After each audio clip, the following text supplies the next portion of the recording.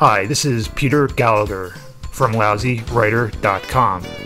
It is my pleasure to host another tutorial on how to write in Chicago style. In this session, you will learn how to cite sources inside the text in Chicago style.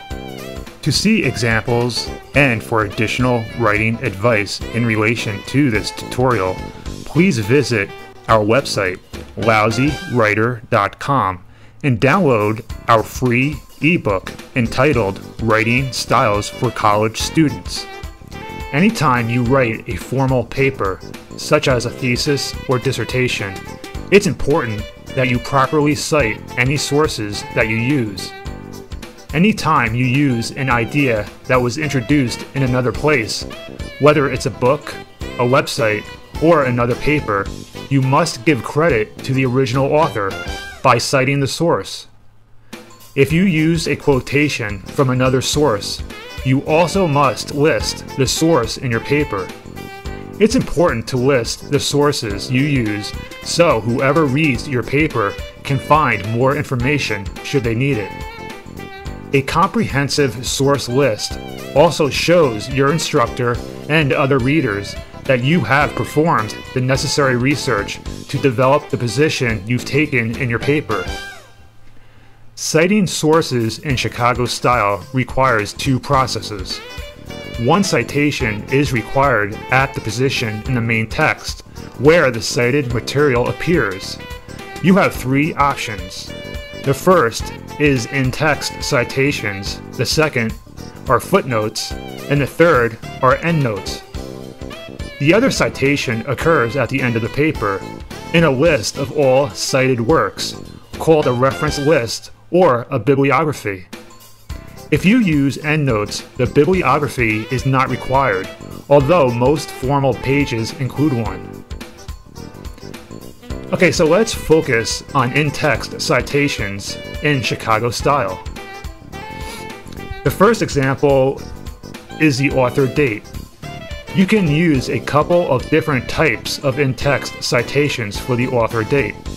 The first example is to include the name of the author within the sentence, followed by the year of publication inside parentheses.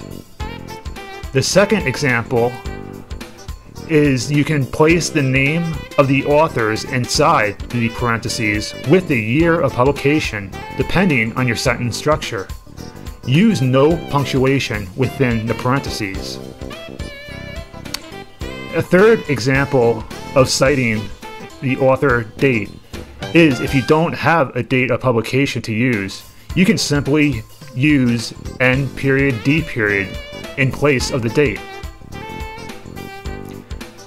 The fourth example is if you use multiple authors, you should use commas and the word and, A-N-D, inside the parentheses.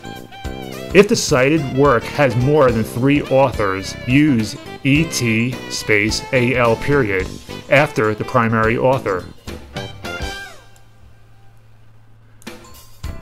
Another example is if you have multiple sources from the same author or sources from multiple authors with the same last name. You'll have to list part of the title of the work or the organization of the author along with the author. You also can add the letter A and the letter B to the year of publication should you have 2 sources from the same author published in the same year. The last example is if you need to cite a source with no author, you can list a shortened version of the title or the organization that created the source. Use the same formatting as with the author. If you decide to use footnotes or endnotes instead of the author date style, as I went over before, you'll need to use numbers within the main text to link the material you want to source with the footnote or endnote.